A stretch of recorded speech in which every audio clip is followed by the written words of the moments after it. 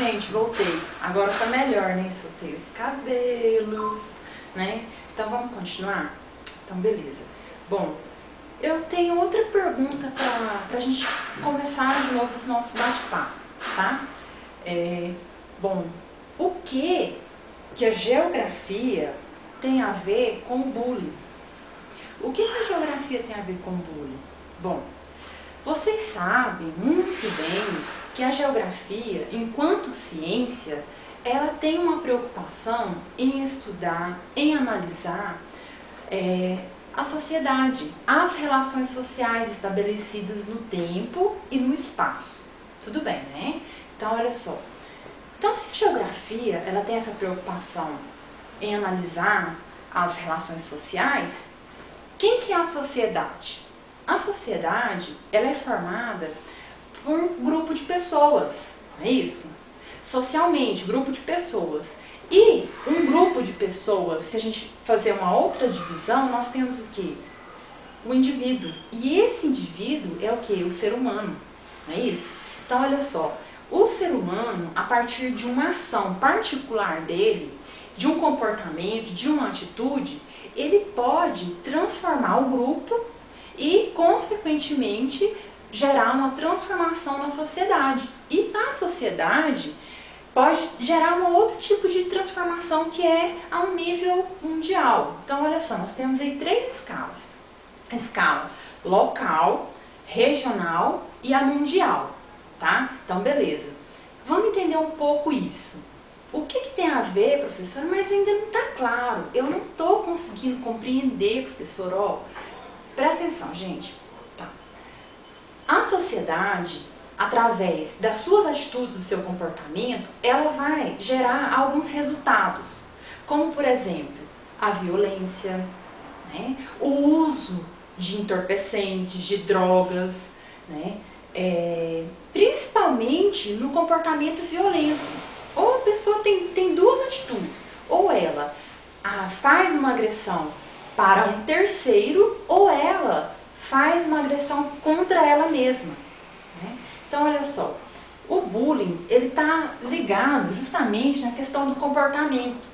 E aí é onde pega muito mais a questão da psicologia para fazer essa análise do bullying.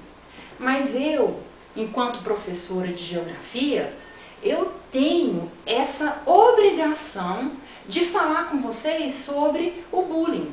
Por quê? Porque a geografia também ela se preocupa com a cidadania, com o cidadão, com a formação integral do indivíduo, do ser humano. Uma formação saudável, né? Então, olha só, gente, eu sou uma pessoa extremamente curiosa. E curiosa por vocês também, né? Então, todo mundo sabe que não tem ninguém igual a ninguém. Você é igual ao seu colega do lado? Você do lado é igual ao colega aí? Tenho certeza que não. Ah, professora, mas espera aí. Eu tenho 2 olhos, meu colega tem 2 olhos, eu tenho... Tá, tudo bem. Até aí nesse ponto de características do ser humano, somos todos iguais, mas nós temos peculiaridades, que são diferenças que marcam. Então, olha só, por exemplo, a cor da minha pele, né? A cor da pele da Érica. A Érica é branquinha, não é? Tá, tudo bem, olha só. O cabelo, né? O jeito do cabelo, a cor do olho, são características diferentes, né? Uma pessoa gorda demais, uma pessoa magrinha demais, são características diferentes. E uma coisa interessante que a gente pode perceber é que o conhecimento, ele não se dá no igual. Nós aprendemos com o diferente, não com o igual. Isso é muito importante vocês terem essa mensagem com vocês. Vocês já imaginaram se fosse todos iguais? O que você teria a aprender com o seu colega? Ou com a sua colega? Nada. Se todo mundo é igual a você, o que você vai aprender? Nada. Então, o conhecimento, ele se dá na diferença, né? Então, puxando aí, né, essa análise da geografia, Eu andei pesquisando, andei lendo bastante e sei que ainda tenho que ler, tenho que estudar mais, porque ainda não é suficiente, né? E, graças a Deus, é uma das coisas assim, que o conhecimento, ele é infinito. Quanto mais você aprende, quanto mais você estuda, mais você tem que aprender. Você descobre que você ainda não sabe de nada, né? Então isso é mais uma dica para que vocês possam, né, ter mais um ânimo para estudar, levar mais a sério. Tá, então beleza, vamos voltar aqui para o bullying, tá? Bom, então, gente, olha só. Nas minhas pesquisas, né, que eu andei lendo, eu achei uma coisa muito interessante sobre uma análise. Olha só, imagina vocês, colocaram um ratinho dentro de uma gaiola, tá? Dentro de uma gaiola, né, com grades, uma gaiolinha pequena. E aí, pesquisadores, cientistas colocaram lá 2 alavancas. Uma alavanca para água e comida, e a outra alavanca era quando o ratinho tocava nela, dava choque. Então, o que acontece? O ratinho ele ia aprender com aquele ambiente dele, com aquele espaço que ele estava vivendo.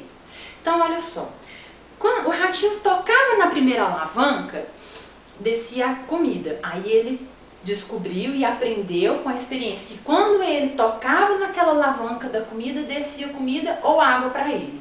Aí ele bebia a água e a comida, né, também, por aquela alavanquinha. Na segunda alavanca, ele descobriu, a partir da segunda vez que ele encostou nela, que toda vez que ele encostava nessa segunda alavanca, ele levava um choque. Então, na segunda vez ele percebeu isso e nunca mais ele queria tocar naquela segunda alavanca. Nossa, o rato, ele aprendeu que quando ele sentia fome, ele podia ir lá na alavanquinha, na primeira alavanca lá, clicava lá, a comida descia. E na outra, se ele encostasse nela, se ele apertasse ela lá, ele tomava choque. Então, ele construiu com ele essa consciência. E como uma defesa para não aquela dor do choque, ele não encostava mais na segunda alavanca. Gente, agora, o que acontece? Um dos cientistas lá dessa experiência com esse rato fez o seguinte, muito sádico, né, um pesquisador extremamente sádico, ele resolveu ligar a gaiola e dar choques no rato sem ter um momento, sem ter várias vezes e em diferentes momentos. Então assim, o ratinho estava lá, tranquilinho, de repente ele tomava um choque. E não tinha uma sequência ordenada, eram choques aleatórios. Então, o que aconteceu? O rato, ele não conseguia se defender como na primeira situação. Na primeira situação, ele percebeu o choque naquela segunda alavanca e não tocava naquela alavanca. Ele se defendia daquela dor que ele sentia do choque. No segundo caso aí, quando o pesquisador ligava o choque lá, né, ligava o choque nele lá, ele ficava perturbado e perdido, e aí, gente, ele ficava assim, desorientado. Ele não sabia como lidar com esse tipo de situação. O que acontecia com ele? O ratinho tinha 2 escolhas, né? E aí foram observados, ele tinha 2 escolhas. Ou ele ficava enlouquecido e destruía aquela gaiola e fugia, arrebentava, quebrava, dava um jeito. Ou o segundo caso, que é o mais triste, ele tentava se matar, porque ele não conseguia sentir dor. Ele sofria muito com aquela dor do choque. Então, pessoal,